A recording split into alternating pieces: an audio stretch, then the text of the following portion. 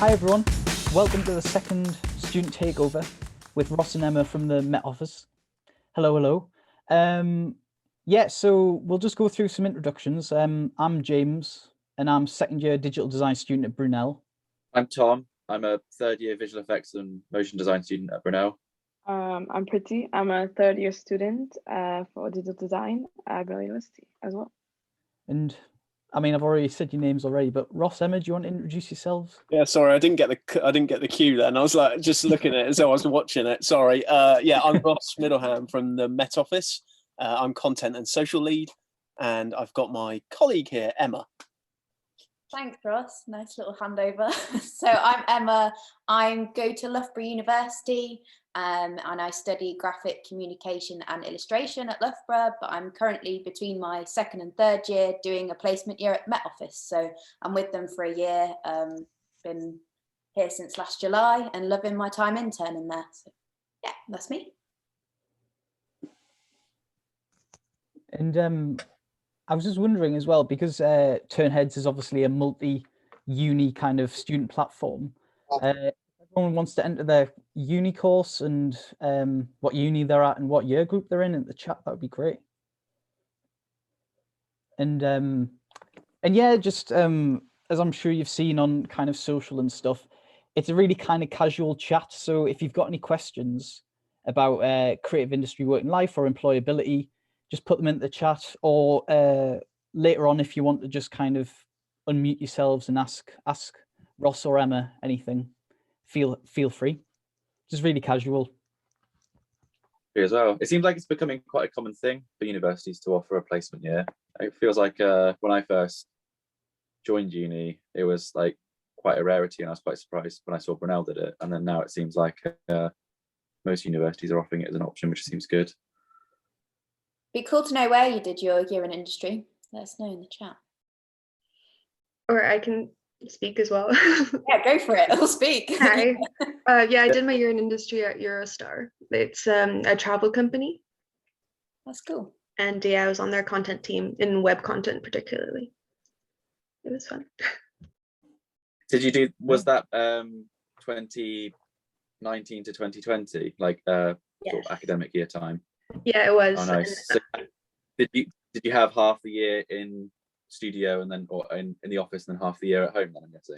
Yeah, I had about 7 months in London, and then I was working from home for a month, and then sadly, because it's obviously the travel industry, they were impacted, so my internship ended a little bit early, but thankfully they asked me back for a short-term contract in the summer, so that was nice. Oh, that's great. Yeah, They sound like a good company. they're honestly very Yeah. good. It's a good culture, so I was really lucky about that.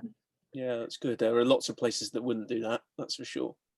Yeah, I had so many of my friends who had their year in industries just cancelled because of COVID and everything. I was very fortunate that Met Office still took me on virtually, or I've had so many friends that have just been furloughed for ages on placement, and it's a hard time for everyone, but that's good that they've offered you something else in summer. It's really nice. Cool. And Poppy, what year are you in, Poppy? Hi, I'm in second year. I don't know if you recognise my name.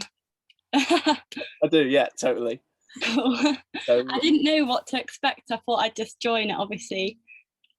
that's cool. It's great you're here. Thanks for joining. So Poppy's hoping to join our team as an intern in Emma's place next year. So it's good to see you, Poppy. Cool. Just to give you a flavour, you might not want to join once you see this, so you might change your mind. Can I just say I love your background? It's Cool. amazing. Thanks very much. Thank you. Yeah, it's a random collection of stuff, basically. And it's actually bigger than you think as well. I've got to get up and show because it looks quite small. Whoa. Oh wow. I thought it was tiny. I thought everything was just sort of, I don't know, everything looked like large toys or something at first. Like this, yeah, this angle, it looks like it looks like about as far as my wall. Yeah, people think it's like a broom cupboard, but actually it's quite a decent size. So you're not a minimalist. You're absolutely right. Yeah, more is my motto. what I'm probably going to do is kick off and talk a little bit about what I do at the Met Office and how I got to the Met Office. That's probably a good start, isn't it? And I might share some slides just because it will make me really awkward because I'm like, oh, can you see it yet? So I'm gonna do it, and I'm gonna put you through the pain. So here we go. Strap in. Are you ready for this? So I thought that this was a good starting point to chat to you, actually. So I can talk to you a little bit about creativity, communication, careers. So you're in the party lounge. So welcome to the party lounge. A little bit about me. So why am I at the Met Office? You can see I collect stuff. I love neons. More is absolutely more, as you can see. I make sure I'm surrounded by positivity as much as I possibly can, and hopefully that carries through into who I am as a designer. So when I was a kid, I wanted to be a cartoonist. I love the Beano and Dandy. I grew up reading it, and I was convinced that I would be able to be a kind of cartoonist. And my copying skills in particular are amazing. So if you ask me to draw a picture, looking at a picture, so cartoon looking at a cartoon, I'm pretty good. If you ask me to draw a cat from the top of my head, I struggle. And that's because I've trained myself to be really good at copying, because that's what I spent a lot of time doing. I did GCSEs and got pretty decent grades. I, at A-level, did media studies and graphic design and geography. So you would think absolutely perfect for the Met Office. I totally flunked geography. We did a mock test, and I got an N.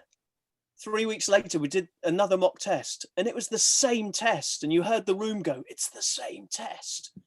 I got an N again, and at that point, I decided to drop out. So, but luckily for me, I always enjoyed design and media. And if you enjoy doing something, you tend to be quite good at it because you put in a bit of effort. And so I went on to do new media production at Bournemouth University. My brother had been there. He did TV production, and he's a TV producer. He has worked for ITV on things like the Royal Variety Show. He's done some really cool shows, Ant and Dec Saturday Night Takeaway, really cool things. But I decided I didn't want to follow in his footsteps. He hadn't done those things at the time, but I decided they offered me both courses. They said, look, you could do TV or you could do new media production. And I said, well, what's new media production? And they said, well, we don't really know. It's a kind of new course that we're trialing. And it's to do with like moving images and stuff like that. And I went, sounds pretty cool. So I gave that a go. And it was all around designing for CD-ROMs and interactive experiences. And so it was kind of like early doors UX, really. It was thinking about why would people go to certain areas on a website or on a CD that you designed. CD-ROMs are things that you used to put in your computer that whirled up automatically. So I did like loads of business cards and stuff for businesses where they used to be like little credit card size CDs, and you put them in your drive and they would whir up and tell you all about the business. And people couldn't do that sort of thing at the time. So it was quite unique. I was never ambitious. I never wanted to work at a big agency. I've always been a home lad. So I came back to Torbay. I decided that I wanted to stay here. So everyone told me I was mad because I wouldn't get a job down here. I said, well, why don't I just give it a go? And so I was on the dole for 3 months. And I blew them out of the park with the amount of research that I had to do. You had to do research to prove you were trying to get a job. And they were like, you won't get a design job down here. And I went, well, I'm applying to all these people, and this is how I'm doing it. And that was a good thing. Then a job came up at the local print agency, and I got the job there. And I worked there for 5 years. And I really specialized actually in things like tourism brochures for the area. So I worked with lots of different hotels. At that time, I spent it honing my skills around people skills, to be honest. So as well as the design side, it was a kind of, it was a shop at the same time, effectively. So anyone could walk in and go, I'd like a business card. We also did photocopying, weirdly. So we had like old nans come in going, could you photocopy my receipt? So you had to deal with that. but whilst being in the middle of trying to design a hotel brochure. And that is, you learn a lot of skills doing that sort of thing. And so I learned a lot about how to deal with people and how to work efficiently and quickly to time and on budget.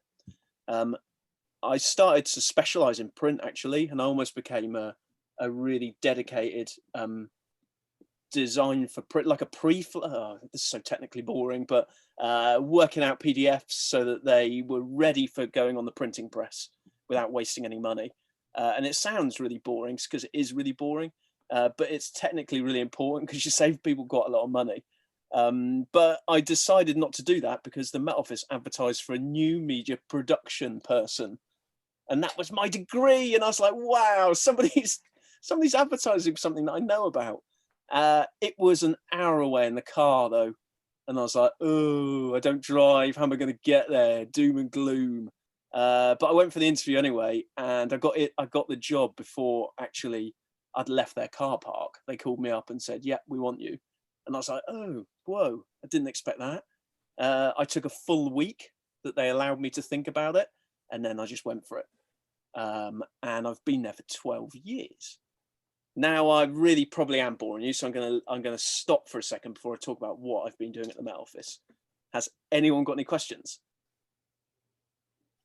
I just love the party lounge branding. I love it. So cool. This is fresh. This is my fresh party lounge branding from the other day. Okay. I think that's the best Zoom slide I've seen ever. Cool, thanks. All the rest are awful, so it's trying to make up for that. Okay, I'll talk to you a little bit about what I did at the Met Office then. And again, I'll try and whiz through it quite quickly. Feel free to interrupt, or if anyone's going, oh, this is just boring or irrelevant, just stop me and I'll shut up.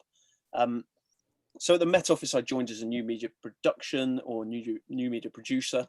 They didn't really know what that was either, quite interestingly. So they had employed me to make the website funkier and more interactive, and that involved designing in Flash. But the problem was their website couldn't handle Flash and never could handle Flash the whole time. So I was producing really cool things in Flash that then couldn't go on the website because it caused all sorts of problems technically and ultimately accessibly as well. The cool thing is though, we could pull some of that out, and some of my CD-ROM kind of experience I pulled out and was able to create standalone pieces. So I created a whole suite of games for education. We did loads of different shows at the time. So we used to go to different public events, and I used to create kind of interactive experiences on kiosks and stuff like that for people. So that was kind of where I started. But they were very much a print team that were very focused on print. And I actually brought new things into their print world that they hadn't even considered, and particularly their branding as well. So the Met Office branding, they'd just undergone a rebrand, I think. And I was kind of presented with, here's the branding document, here's the templates you got to work to. And it was like, I could have asked anyone to design some stuff and produce the content, because the templates were so rigid, there was no room for any creativity. So what I started to do was inject a bit of creativity, and I'd probably hate myself now if I joined the team, but I injected that creativity to try and progress the team. So I then started to work in kind of on social and creating content for social and things like early infographics. So I was responsible for the first Met Office infographics at the time. And they used to be really, really long on web pages, and I designed all of that sort of stuff. And what we do is we take very complex scientific content and we try and make it interesting, basically. And so that's what we did, and that's what I did. And then I've moved on our social team. Then social became more of a thing. I now oversee social design, video, and make sure that the stuff we're producing is really good and is going out the door regularly and engaging the right amount of people. And I'll talk you a little bit through that. So here we go. A little bit about the skills we've got on our team, because that will hopefully be interesting to you. So somebody said the other day, what on earth are content designers on Twitter, a fellow professional? And I thought that was quite a strange question. They were kind of being a bit accusational. I see it, content designers, content creators, I see it as people that are multi-skilled that can do lots of different things, to be honest. And that's really, really important in this day and age. So although we specialize, so some of us specialize in 3D, some of us specialize in print, flash, some of us specialize in badge design. We need to be able to do lots of things to be able to cover. And part of that is resilience. So it's being able to see where the kind of weak spots are, or the bits where the people need help, not weak spots, but like kind of where additional help's needed, and know that you can step in and help someone. So we're able to do a bit of everything, whether that's filming, editing, designing, and having a design background is obviously really important to be able to do all of those things. So we're quite a small team, but we're working to do stuff all across social, but also for the organization as a whole. We need to do it all year round as well. Simple as that. Nothing more exciting on that slide. We've got tons of followers on social across all the different channels. Why are we on social? It's because our remit is to keep everybody safe and informed about what the weather is. A great way of doing that's obviously social media, and has been for a long time. But we need to be really aware of how people are absorbing and consuming information. So we need to be able to react quickly when new channels come up. We need to be innovative and try things and not afraid for things to fail. So explore Clubhouse, explore TikTok. If people are in that space, then we need to be in that space as well. The way we work is a flavour of my day is that we meet every morning, and lockdown has changed it because it's probably made us a bit more regimented. So we all used to turn up at the office at different times, and it was much harder to kind of start your day all together because people were already off and running. I got in really early and I was already into meetings or across the office doing something, drawing on a whiteboard, whatever. But now it means that we start the day at a certain time. So we all get together at 9 o'clock and we go, look, this is what's on for the day. Anyone need any help? And we kind of set the tone so we know what's going to happen. And then we go into a bigger office-wide meeting across the organization where we get experts together and we make sure that we understand what the story is. So what's important about the weather today and how are we going to communicate that? So if someone thinks they're going to tweet something later that day, but they've not raised it in that meeting, that's going to be an issue. So we need to make sure that nothing's hidden. This is a really open meeting for ideas and for what's coming up. And we make sure that we tailor that message so that the message is relevant to the channel. So we'll say it's snowing, but we're going to say it's snowing in a different way on Instagram as we will on TikTok. Be the same message, but we're very aware of what that channel is. And all of this is design. Whether it's design in a traditional sense or design in terms of designing the message and experience. I'm not going to use my line, it can't be snowing on Instagram and raining on Twitter. So yeah, I am using it. And so what we do is make sure that it's a consistent message across everything. So we can't be putting out mixed messages because people won't trust our content ultimately. And so with an organization as big as potentially somewhere around 2,000, I think the Met Office has got, we need to make sure that we're all singing from the same hymn sheet. So that's part of my job, basically. So a big part of my job is joining things up. I only realized the other day that actually I'm like a detective, and I never imagined I'll be like a detective, to be honest. It felt a little bit kind of like nerdy, and I never quite thought, oh, I'm like a detective, but I am. I'm searching for clues and I'm piecing bits of information together where someone goes, oh yeah, I'm just doing that thing. Oh yeah, I'm doing that thing. And you're kind of joining all those dots and making sure that everything's working together, and that people are working together and communicating. And so I'm kind of like enabling those things to happen. That's part of my role. We're particularly relied upon as an organization when it's severe weather. And here's an example of some of the things that might come out from us in terms of how we vary our content in those times. So we've got broadcast quality TV studios, so we're able to do some really high quality pieces that can go out to Sky News or to Channel 5. But then we recreate and reuse content, and we might create a video piece but then chop it up in a variety of different ways across a variety of different channels. We also rely on partners and partner channels as well. And we're totally here to give things impact, like with any kind of creative team. We take stuff that's dry, people find difficult to communicate or get interest in, and we inject some life into it. And we do some cool things too. So we've got a great amount of creative partnerships where we spot opportunities to partner with people, and then we make things happen. So some of the things we've done are with people like Roman Kemp, where he's talked about the Met Office and weather, and then we've gone, hey, hold on, let's do something together, or create a bit of content. And it gives both sides some exposure and reach different audiences. Just a little thing, Ross. Yeah, I saw you had like 15,000 followers on TikTok. How does how do you keep on like top of all the current trends? Because everything's moving so fast. You know, like Clubhouse and Telegram and stuff like that. Totally. What we've got is a really good team that's got their finger on the pulse, actually, and it's people. I go back to that thing of I wasn't very good at geography, so wasn't really interested in it. All of our team's interested in social design, all of those things, and so we are at the point of obsessed, to be honest. And I've certainly been on the brink of obsession with it before. The thing that we need to do is work out whether it's right for the Met Office each time. So we need to be really aware of the purpose of the Met Office. And that goes back to the fact that if there are people there, and particularly if it's a younger demographic and an audience that we struggle to engage with normally, that gives us our reason. But that said, with TikTok, before it started concentrating on kind of learning content, it wasn't a place for the Met Office. It was like viral dance routine, stuff like that. That doesn't fit with what we're trying to do. And we're going to have to work pretty hard to try and get any kind of attention or audience.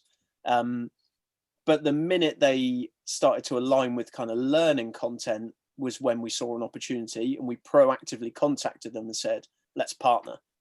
And so took conversations from there. Oh, great. Thanks very much. Cool. I'll keep going. So we also love to do stuff like this, obviously. We do loads and loads of things where we're able to help students.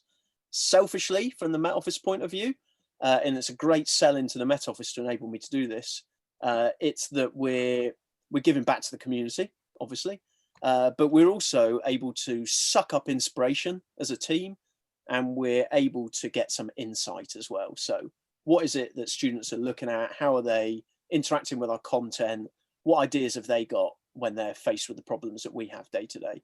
So we've done tons of stuff, from YCM briefs to day-long D&AD, new blood sessions, all kinds of things. At the minute, we're doing virtual kind of studio meets where we run different workshops, and Emma's been running some with her cohort and is doing more planned as well.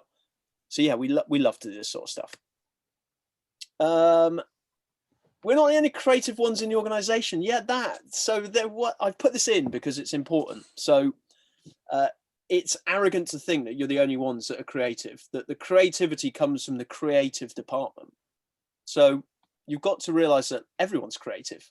The problem is people do forget they're creative, and that's where your role comes in. And that's where I was talking about the kind of join up and the kind of Sherlock Holmes style thing. You're helping and enabling people to be the best they can be.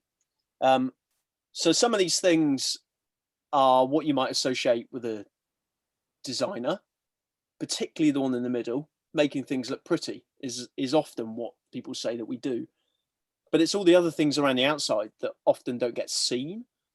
And it's because we're a making culture as designers that we think that we're judged by what we create, but in fact we're not. We're judged by ourselves, and we're judged by the things that we're making happen.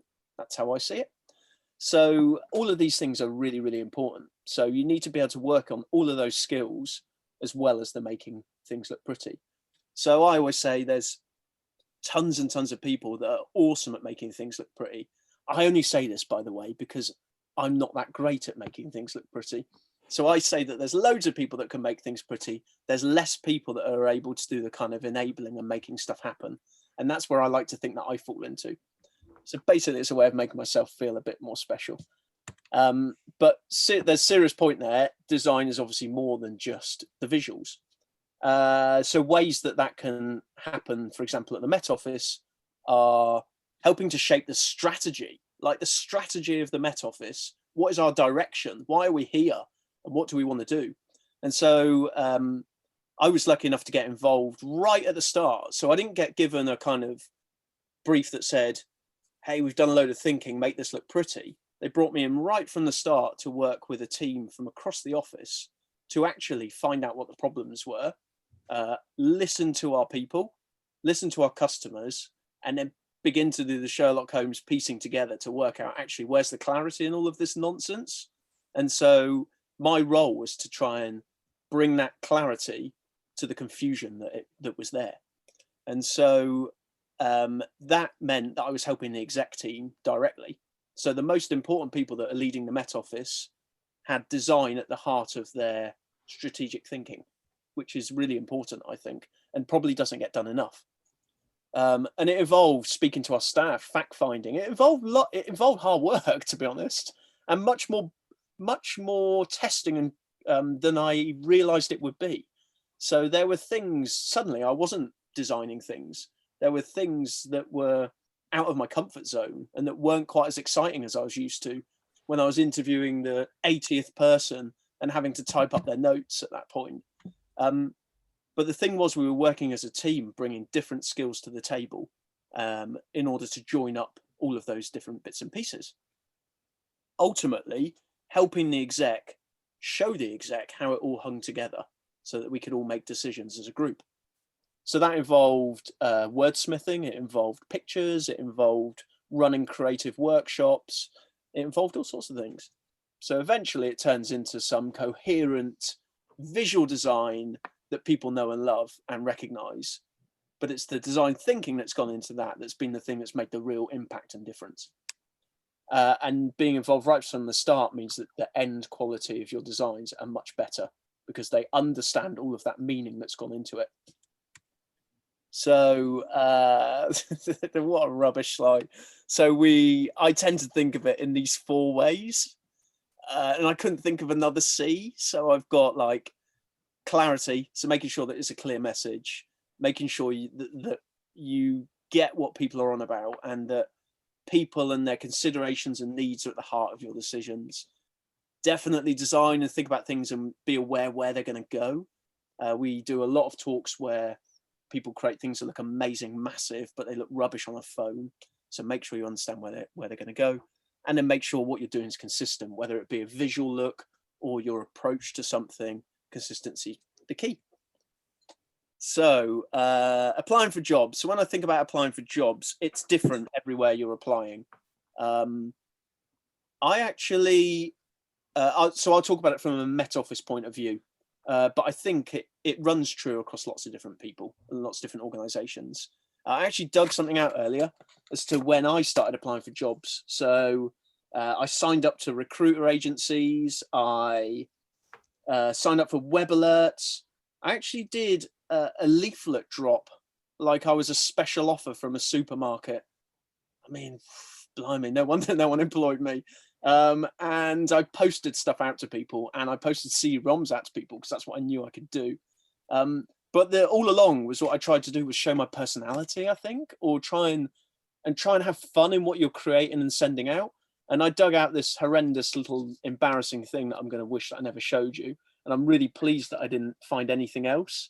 But it was a kind of like little giveaway business card sort of thing that I thought, it'd be quite neat if it unfolded.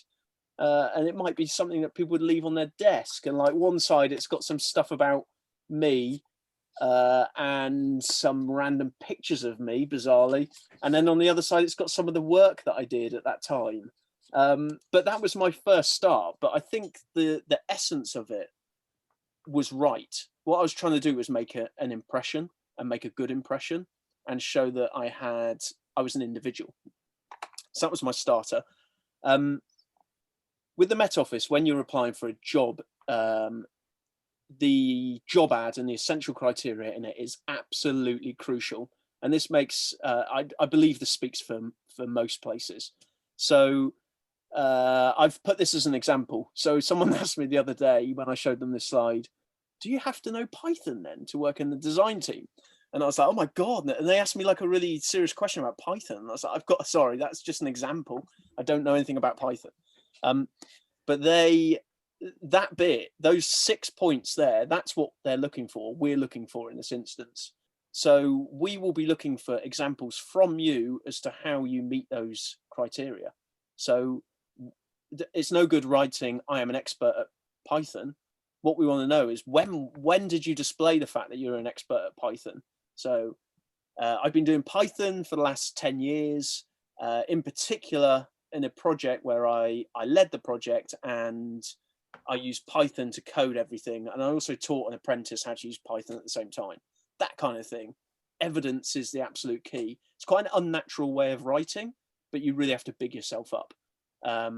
And thinking about those things in advance, because lots of job ads for design and creativity and creative roles are similar, you can actually build up a bank of examples beforehand, and it makes applying for jobs a lot quicker. And then definitely look at what additional requirements they're after. So with us, we ask for a CV and a portfolio. Make sure, really top tip, make sure you name them well. So make sure that you name them with your name, and if it's a CV or a portfolio, because if you're looking through tons and tons of them, it's a nightmare for your filing if you've got no idea whose is what, and it just becomes a pain in the butt, to be honest. What we do, we mark against those essential criteria. So we look at that and we go, have they provided me a decent amount of evidence to say that they're good at Python? They've not just said they're good at Python. A good example is if it says we want knowledge of branding or some experience of branding, don't tell me what branding is, because I know what branding is. And what we need is like, when did you do something that was brand related? And why was that important? Why did it make a difference? So the CV and portfolio are pretty crucial. Your CV would definitely keep it to 1 or 2 sides max. Have different versions would be my tip. Also have some more creative versions if you think that's appropriate, because for the Met Office, we would ask you to upload a PDF, and so that's in-house example. It might be that if you go to agency side that you actually go and see them, particularly as things start easing. And that means having something that's there ready for them to see. And that might be where your old little M card fold comes into play, and you go, here's my CV. One bit of advice, don't do one of those. So yeah, think about what it is that you want to put on there. I thought this was a fairly decent example, actually. You got a photo on there, which I think is a good thing. People like to know who they're employing. And just keeping it short and succinct, you're designing your CV in the way you design any other job. It's like a brief. Your brief is design and sell yourself. And so think about it.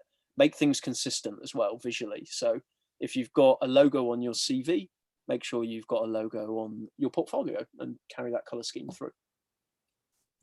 But I'm telling you things you probably know. So apologies if that's the case. Interviews at the Met Office in particular, interviews anywhere, the key is absolutely preparation. You will only ever beat yourself up, to be honest, in an interview. And a good way to stop yourself doing that is just to prepare. So give yourself the best shot at it. So read up about the company, think about what questions they might ask you. For us, go back to the essential criteria and think about what it was that we wanted in the first place, because you're probably going to be asked questions around that. Then just pause, take time, don't dash through things like I dash through. Just take a moment and just think about what you're going to answer. It's absolutely fine, particularly when it's virtual like this. It makes it all the much more difficult. Well, in some ways easier, but probably more difficult in balance. So make sure you pause and allow yourself a moment. But the most important thing is be yourself. Don't try and be anyone else. You're trying to get a vibe off them as much as they're trying to get a vibe off you. So could you work with these people? Could you work with the person that's interviewing? And if they're worth working for, they'll be trying to make sure you're feeling comfortable they'll be trying to get the best out of you and make you shine in that interview, because we'll be really interested to know what's going on. The good thing is you're studying, you're on a creative career path, and that's going to keep you asking those questions. It's going to keep you sharp in terms of your creativity. And what it will do, it helps you learn how to retain that creativity, but it helps you to work out how to get the best out of others as well. So there's important things that come out of that, particularly when you're studying. You need to definitely take the opportunity to experiment and play, try things that aren't comfortable. Probably not when you're about to be assessed on stuff, I would say. Make sure that you do the risk balance, but make sure that you don't come away with any regrets and think, oh, I could have tried that out. Embrace change, because absolutely nothing's going to be the same. And we've seen that this year's a great example. You've got to be able to be flexible and embrace change, move with the times. But the important things are that you've got to be enthusiastic. You've got to be useful. So you've got to kind of be keen. You've got to do the best that you can. That's something that I try and live by. So I once saw a designer stand up and say he does the best he can for anything, and he expects that from other people. And he'd even expect that if he asked you to make a cup of tea, which I thought was, you don't get interns to make cups of tea. That's old school. But this is what he said. And he said, if that tea came back and it didn't look like it had been lovingly stirred and created with the milk poured in and taken time, then he would know that that's a reflection of who you are and what your work's going to be like. And I thought that. Glad I'm not in the office, Ross. So yeah, make me tea.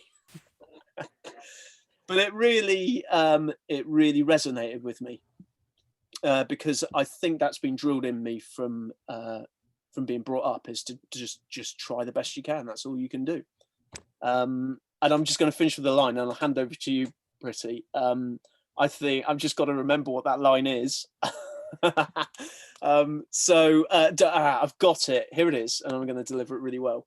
The most important thing is don't be a jerk, basically, because nobody wants to work with someone that's a jerk. You've got to be a decent person, and you've got to be someone that someone wants to spend some time with. So, raised hand. Pritti. To get a little bit of an insight of some of the key roles within the Met Office, like if you could run us through like a few of them and what the role entails within the company. Yeah, definitely. So we've almost got every single occupation under one roof as an organization, from finance to HR to senior scientist to business advisor, all sorts of people. So within the content team in particular, we've got a range of roles. We've got video editors, we've got studio operators, we've got content designers, and content designers are the people that I talked about that are able to do video design, bit of animation, bit of everything really. And then we've got presenters as well. And presenters are people like Aidan McGivern and Alex Deakin, Claire Nazir. So they're people that have either been on telly or they've got experience of presenting. And what that does, it means that it just speeds up production for us. If you've ever tried to be filmed in front of a camera, then you know it's tough. And if you then chuck a weather map in the background, it's even harder. So they speed up all of that production for us. That's great to hear. Yeah, it's quite a diverse team. Like you have people from like a lot of different backgrounds to bring like one thing together.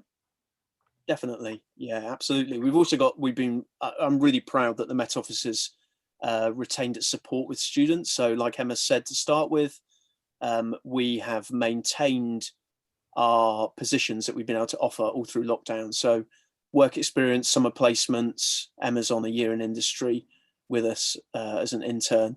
And to be able to have that within our team is really valuable and great that we're putting that support in. Emma, would you like to talk about any of your time with us? I do like talking when there's no question. I was going to add something about what you just said, though, about the team, is something that I've found really interesting since being part of the content team at the Met Office is just how flexible the people are in our team and how they can do all sorts of different things. I think sometimes at university you feel quite pressured, or I do sometimes, to have a kind of niche and know what I want to go into.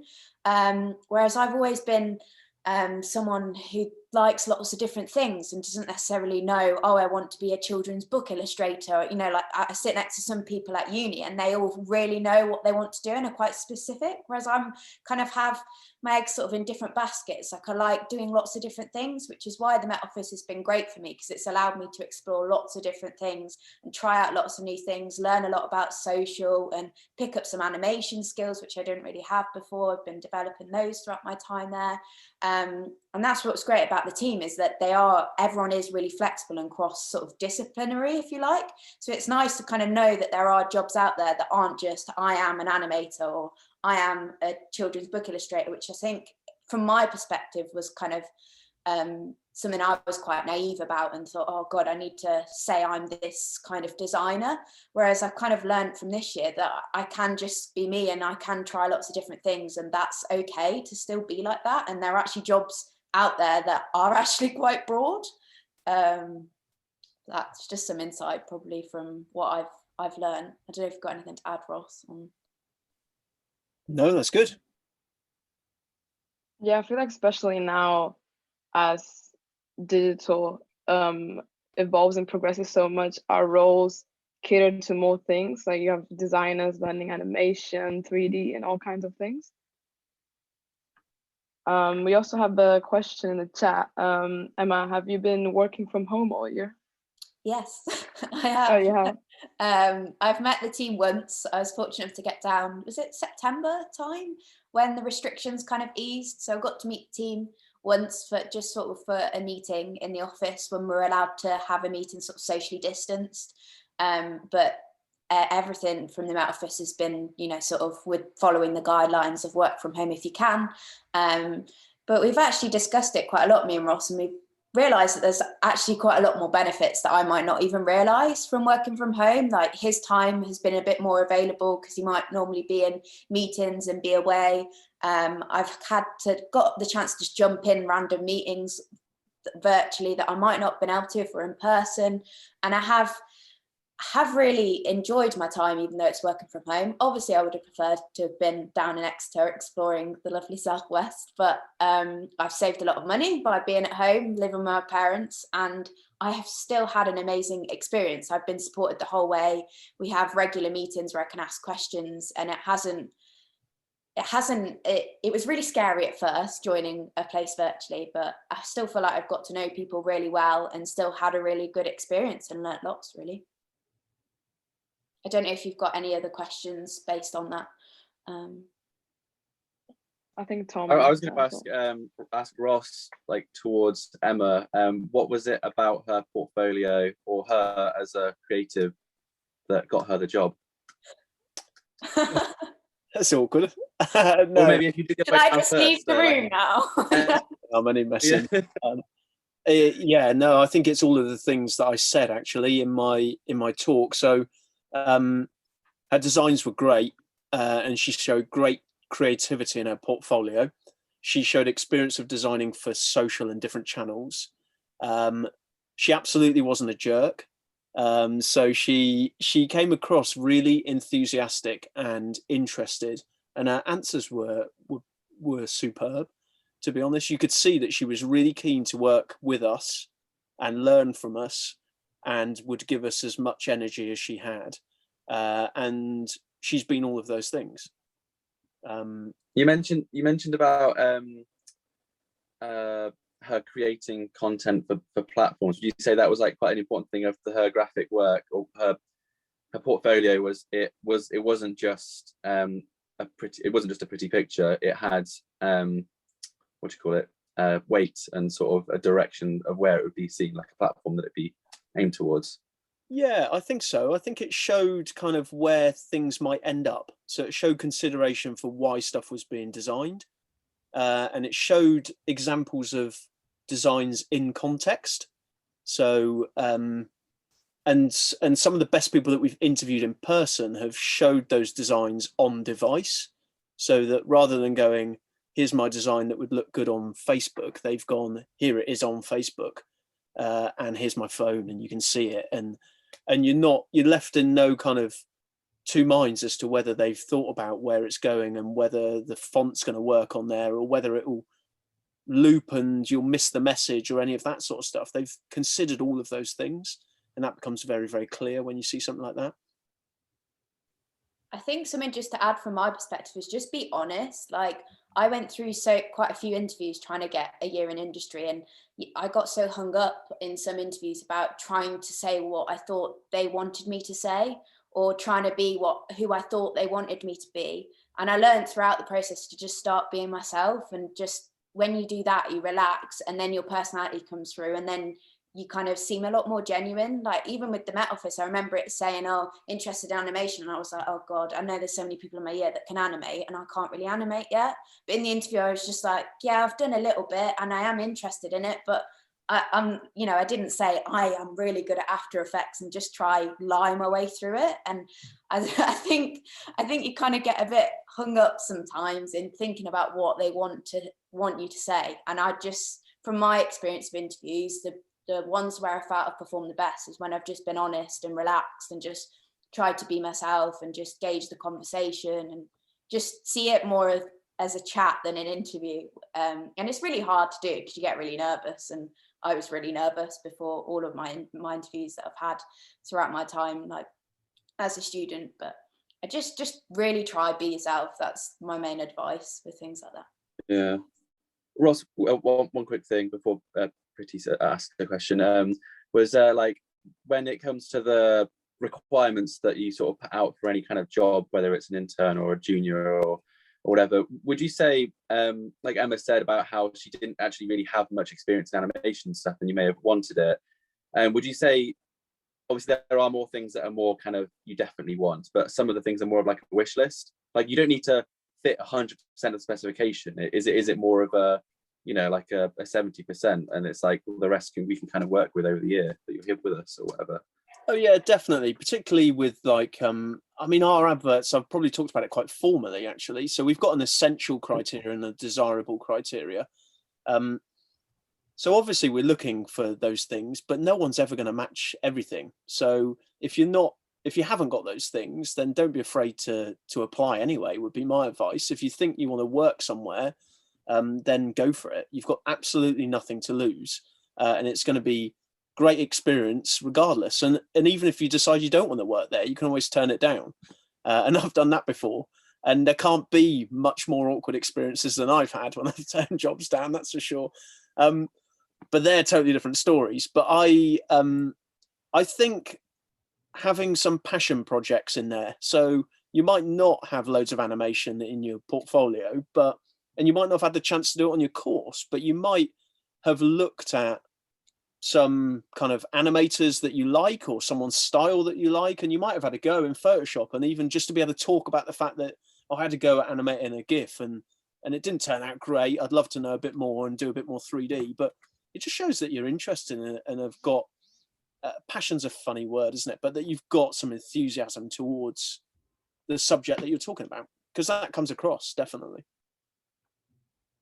And we're nervous too. So when we're interviewing, we're nervous. So like that's exactly the same. I remember our interview, we couldn't hear each other for the first 5 minutes. We had to change the link or something. We could see each other, but we couldn't hear each other. And that just immediately relaxed me, because we were like waving and trying to do sign language because we couldn't hear each other. That was the best bit from what I remember. Thanks. I was gonna ask Emma again. Have you experienced any major learning curves from your experience in uni and transitioning to the industry? I think one of the key things I've realized is that as much as you've got to have that kind of creativity and those design skills, there's so much more to actually having a full-time job than that. Like, I remember saying to Ross at the start of my placement, I was like, sometimes I just spend 10 minutes trying to figure out how to reply to an email.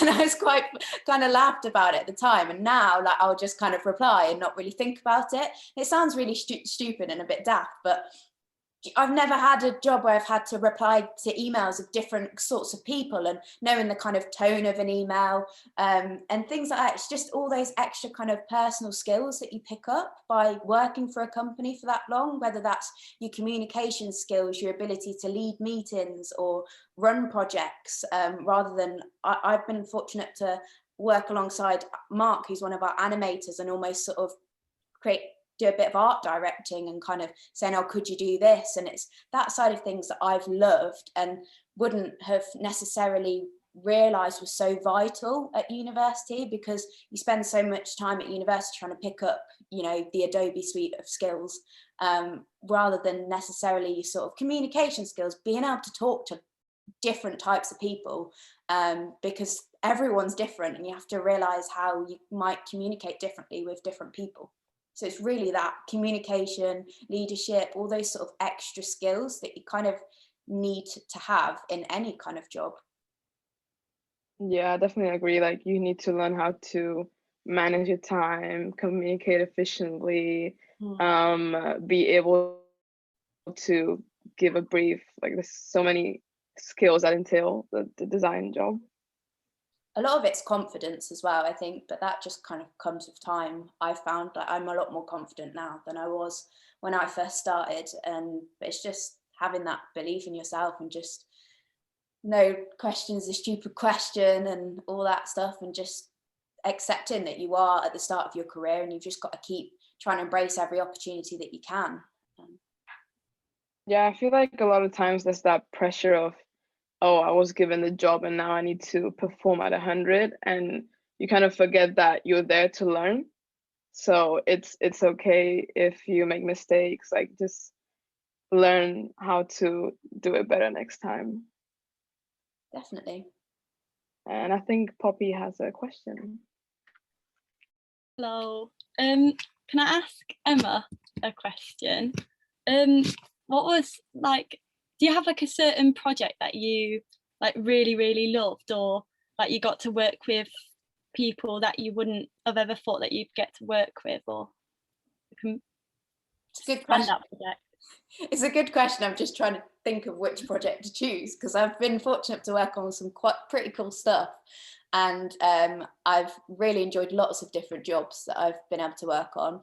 But probably the one that I'm kind of most proud of and really enjoyed was the Met Office have, before COVID, they used to do a weekly weather studio live, it was called. So it was across Facebook, Twitter and YouTube. They used to run a weekly live show. And obviously because of COVID, this had to stop because the presenters couldn't get into the studio. But I kind of heard it getting mentioned in a few meetings that they were going to try maybe start it back up again, but doing it monthly, as the presenters were allowed to get back into the studio. And I just remember, I think I just mentioned it to Ross. I can't really remember that far back now. I just said, oh, it'd be cool if we sort of maybe changed the identity up a bit and promoted it on social beforehand, or did something cool with the graphics. And Ross just sort of said, yeah, go for it. Set something up with the designers if you're up for it, and let's see what you come up with. And it's the reason why I'm proud of it is because it's nothing that came to me. It wasn't, Emma, can you do this? It was, I just went, oh, could we do this? And I was lucky enough to be supported by a big team of people who allowed me to make that happen. So I then set up a brainstorming session with designers, got some ideas from everyone, then went away and did some concepts. Me and Ross spoke to a couple of people to get some inspiration, and we're looking out there at what people were doing. So I discovered that even on YouTube thumbnails, it would be good to get the presenters' faces on to show their personality. And I sort of created a kind of revived look, and I got to work with the animator Mark to create some new wipes for the live show, and just kind of revamped the identity of it all a bit, but still keeping it under the Met Office brand identity. And I think it's going back to my point earlier about just embracing every opportunity that you can, because no one sort of said, Emma, do this. It was just, I was, oh, could we do this? And I was supported and got to work with lots of different people, because it was working with the presenters, to working with some people higher up, to working with our animators, working with lots of different people to pull it together. Cool, that sounds so good. Yeah, wow, exciting. I also have a question for Ross. I don't know if I should ask it. You know, Ask it. you know, for my interview, Yep. should I, like, you said before COVID and stuff that I'd like possibly show something on my phone. Should I maybe bring something like share my screen at any point, or bring some work to show? Yeah, it can't hurt, definitely. There may well be a bit of the interview where we ask you to look at your portfolio potentially, or some projects. Okay. I don't think that's giving you an unfair advantage over anyone else. I think that's a fair enough kind of thing. Yeah. So yeah, absolutely, have stuff ready to show and talk through. Cool. Thank you. Cool. Look forward to it. Yeah, me too. We haven't put you off yet then. No, it sounds amazing. It's made me more determined. We've got a question in the chat. I'm taking over your job though, so I'm not gonna do you mind me taking over your job, Tom? Jay? That's fine. Fine, yeah. Social is probably one of the Met's most important channels. Do you feel like the rest of your organization sees it in that way? It's yeah, let's take That question makes me laugh. yeah, it's a great question. So I think it's probably a mix, to be honest. So we as an organization, historically we've been quite siloed. So, and what I mean by siloed is working in pockets. So we've got some incredibly intelligent people working for the Met Office that are world leaders in their field. And it might be that they're incredibly concentrated on the task in hand. So someone doing a bit of climate science may not necessarily always see the relation to why we would be doing stuff on social media. So I think it's just a different role and different viewpoint would give you access to those reasons. So some of our work as other work, so aside from social, we do a lot of work to help internal comms. And we've been doing a lot of work on our values as well. So another project where we've been involved right at the start to kind of revamp the Met Office values. And what I mean by values is basically who we are as an organization, who we are as what we expect our people to be like and act like. And so we had some really tired ones that talked about drive, but they felt very meaningless actually. And what we wanted to do was try and work to uncover what we thought the ones were for the organization. And I think so we helped do that, and that again ultimately involved some making it look pretty at the end of it. But I think the reason I brought up that work is that it helps people see their thread, and ultimately it's their thread to the purpose of why we exist as an organization. We're lucky within the content team because we're very, very direct. We're very close to the core reason why we exist as an office. And that's to keep people safe and able to thrive. So you can see immediately. So I take a warning, I make it easier to understand, and I put it out on the channel where most people can see it. So that's a great way that people are going to change their behavior and act upon some advice and keep safe. It's probably harder in some of the positions, because I said we've got so many different positions within the organization, to think, how does my filling in of this spreadsheet, piece of research, et cetera, how does that connect to making someone or keeping people safe and able to thrive? So that's some of our work as well. Have I answered that question? I feel like I've probably answered that question. Cool. And then what's the second bit? It's often at the end of the funnel. Yeah, I think you're right. I think you can feel like that sometimes. But I think it's about showing your worth, and that takes time, definitely. And that certainly didn't feel like that was the case when I first joined the Met Office. I didn't necessarily feel like design and creativity were a valued skill or a recognized skill. And I felt like I was joining. So when I was struggling to find my words, I think really I was trying to say it felt like a tired team that kind of lost a bit of reason why they were there. They were like order takers, really. and they were being told that they would fill in this information into this template and they would deliver it by this date. Well, that's not maximizing our creativity in any way, and that's not delivering real benefit that we can actually give all different areas of the organization. We are not just people that make things look pretty. We can influence from right to the top of the organization, right to the bottom. We can influence absolutely every conversation that we're in. And I truly believe that. And that's why I've stayed at the Met Office, because there's so many opportunities to make a difference. Anyway, I've gone on a rant. I'll stop ranting. That's okay. I was just wondering, a question for you both. I was originally going to ask if you had any kind of tips about working in a studio environment, but I suppose with lockdown, what would both your advice be for, like, you know, having kind of a good workplace? I don't know what the word is. Just like, you know, a bit like not being a jerk. Kind of. Have you got any tips for working with people and that kind of thing? Yeah, I've got a controversial one to start with, but I'm going to say it anyway. So I think having your camera on, I know everybody's different, but I think having your camera on is really important, actually. And I understand that people have got different reasons why they would have it on or not. But for me, that is one immediate sign that you're engaged in the session and in the moment, and that you're not doing loads of emails or something in the background. Which you're entitled to do. But for me, that is something that I can see the whites of your eyes. I can see whether you're engaged or not. I begin to pick up some of those clues that I would get if I was with you in person, whether to move on or not to move on, you know? So I think that's an important tip to start with. I think one of the things we do quite well, Emma, as a team, is to have some meetings in the calendar each week where we have no agenda. And they're just, sometimes they could be awkward because everyone's just like, we've got nothing to talk about. Sometimes they're like DIY. What did you do at the weekend? Oh, we can't do anything. Oh, okay. Sometimes it's like a DIY show, but it just gives you a chance to not feel like you have to have an outcome from a meeting, and that you can just get to know people a bit more. From my perspective, again, it's just being your, sorry, Poppy, I'll just quick. No.